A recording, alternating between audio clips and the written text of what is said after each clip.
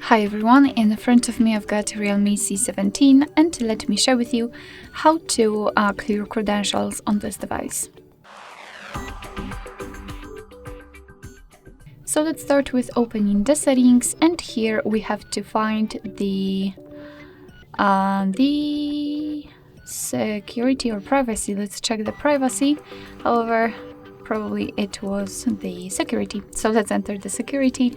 And here we have to tap on the credential storage. As you can see at the very bottom, we've got remove all user certificates.